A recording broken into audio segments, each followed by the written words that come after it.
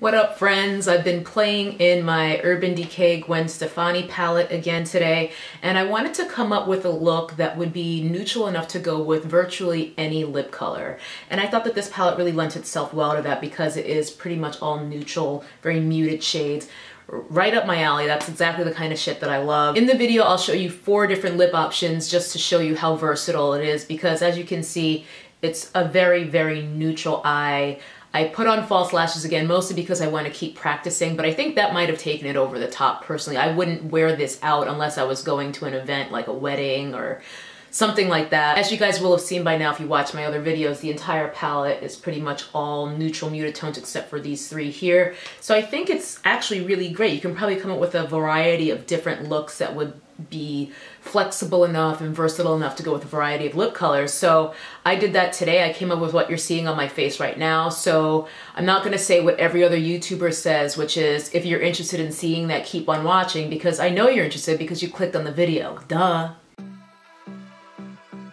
I'm using a cream colored eyeshadow primer today so that the colors pop a little bit more since I'm going with muted tones. And then I'm going to reverse curl my eyelashes to make it easier to put on the falsies later.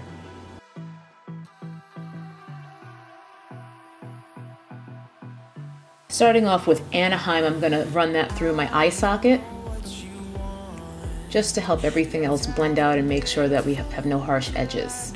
Then I'm going into Stark and I'm applying that all over my eyelid with a flat shader brush. Just blending out any edges between those 2 colors.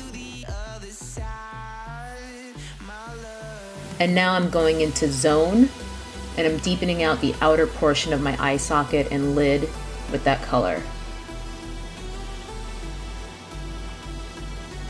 Just reapplying a little bit more of Stark on the eyelid since it might have lost its potency. Now I'm going back into Zone and I'm running that on my lower lash line only along the outer 2/3. And then I'm going into Skimp and I'm applying that into my inner tear duct to brighten it up.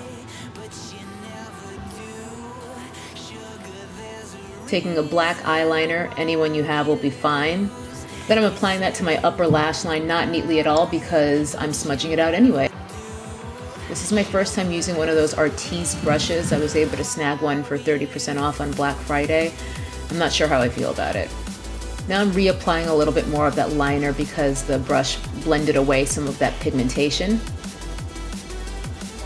And the same thing happened on my other eye, so I had to go back in after blending and just make sure it stayed nice and dark for me. Priming my eyelashes now because I don't have any, so everything helps. And putting on 1 coat of mascara because I'm going to put on false lashes, so I'm only going to do 1 coat today.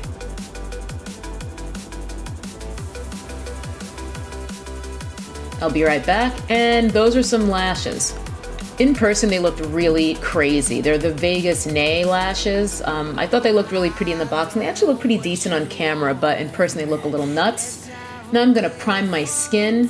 Same 2 primers I used in my last video because I love them, applying them down my T-zone and blending them outward. While those sink in, I'm gonna groom my brows. And now I'm going to apply my foundation. With my fingers, I'm concentrating it on the areas where I want the most coverage. Basically the areas where I have the most hyperpigmentation.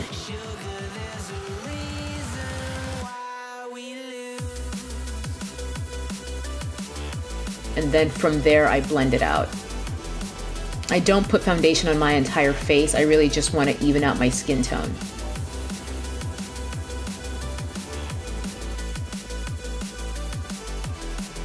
Taking a smaller brush and feathering that foundation up under my eyes to try to get a little bit of coverage there for any darkness I may have, and touching up the eyeshadow. Now I'm going to put some concealer on to get any spots that my foundation didn't cover quite the way I wanted to, including the darkness under my eyes. I don't paint the entire under eye area, I just do the part that has darkness and that needs coverage. Now I'm blending that out.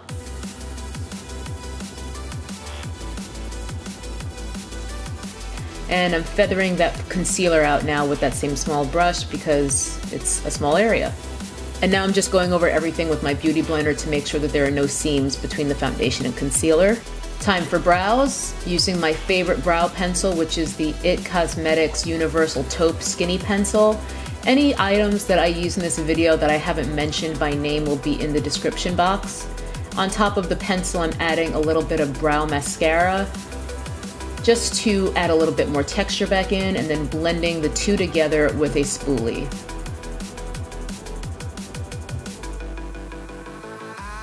Going for bronzer today instead of a contour, which is what I do 90% of the time. Blending that across my forehead, into the hollows of my cheeks,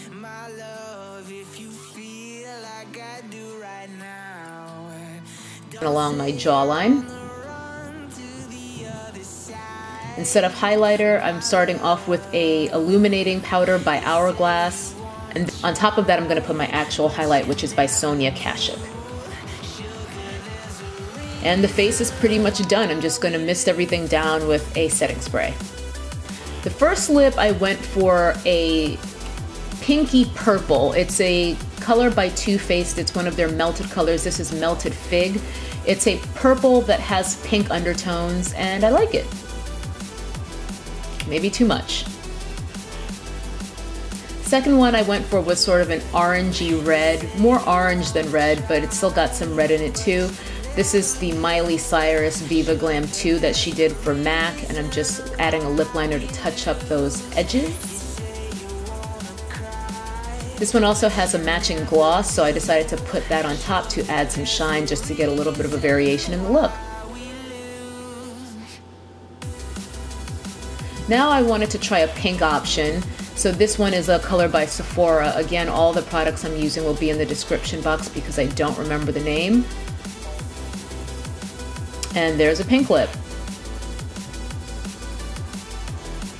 At this point, my lips were on fire, so this is the last one. I went for a very dark red with brown undertones. It's more of a brown red than a red brown, if that makes any sense. I love this one, and it's definitely my favorite. Thanks for watching. That's a nappy-headed hose there, I'm gonna tell you that now.